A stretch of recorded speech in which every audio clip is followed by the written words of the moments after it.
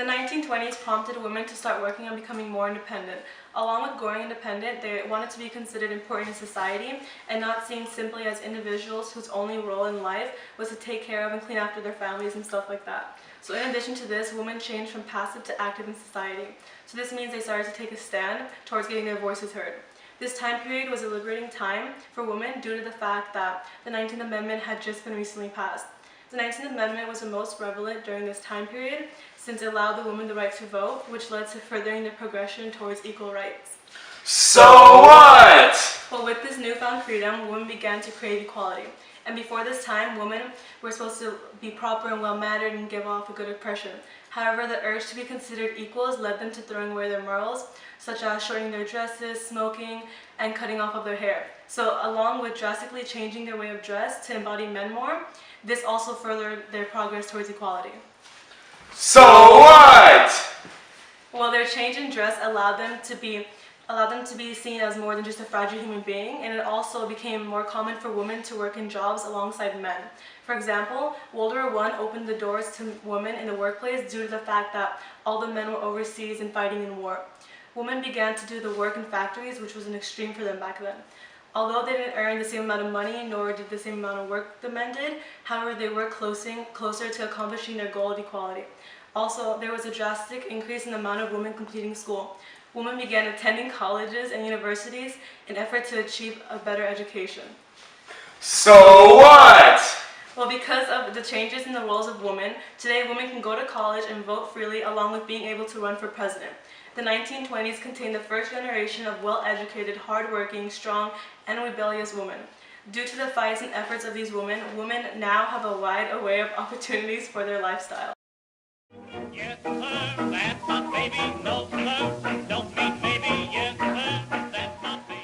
The Great Migration was the relocation of more than 6 million African Americans from the agricultural lands of the South to the cities of the North in the 1920s. The moving of all these people to the North had a big impact on the urban life in the North. By saying this, I mean that more people were living in the North now than before. The cities were getting a lot more crowded and a lot of jobs were now taken by the African Americans, and there were very little jobs left for the overall population. The African Americans were forced to travel to the North because they had horrible working conditions and unsatisfactory pay. They had to work for slave dealers on plantations for long hours, and they got a very small break throughout their working period. There were a lot of segregation laws in the South against the African Americans, and this made a lot of them travel to the North. Segregation laws were passed so the African Americans would do everything separately from the white people. The African Americans took advantage of all the job openings that were in the factories, and for the first time started a job that would give them a pay unlike the hard times they had working for the slave dealers in the South. Even though the African Americans started working in the factories, they still got paid very little amounts for working long hours. As more and more African Americans moved to the North, they started creating their own places for themselves to live. African Americans started their own communities and kind of a separate life from the white people because of the segregation going on at the time. Eventually, African Americans had moved throughout the United States to cities like Chicago, Pittsburgh, and New York. African Americans had moved out of the South to avoid the racism and segregation, but even when they moved north, the racism and segregation followed them. A white power group named the Ku Klux Klan, also known as the KKK, was formed as an anti-African American group. The KKK were against black people and believed that they should not be living in the United States. The KKK did violent actions such as murder and kill black people so they could study the rest of the African Americans population and get them to leave the United States. Because the Ku Klux Klan, the African Americans became more afraid to live in the United States and wrote poems and literature about the things the slave dealers and the KKK did to them. The Great Migration had a big impact on the world because it forced the African Americans to finally move out of the South and spread out around the United States. So what? Because of this, African Americans are located all over the world and not be stuck in one area with segregation all around them. These were the main impacts of the Great Migration and the African Americans had on our country.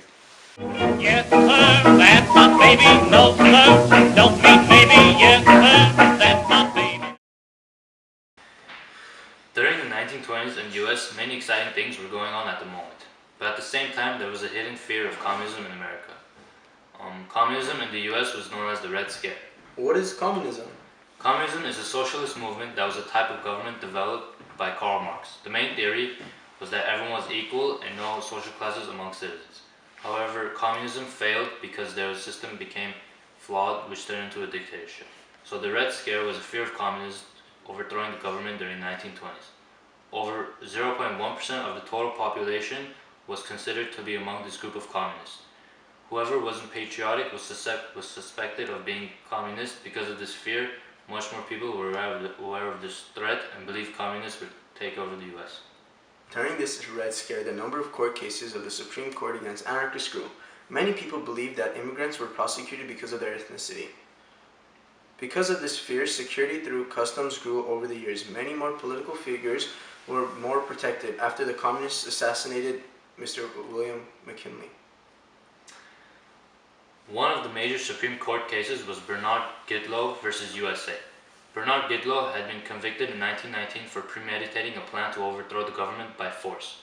Goodloe's main argument was that he had not broken the constitutional right of his freedom of speech.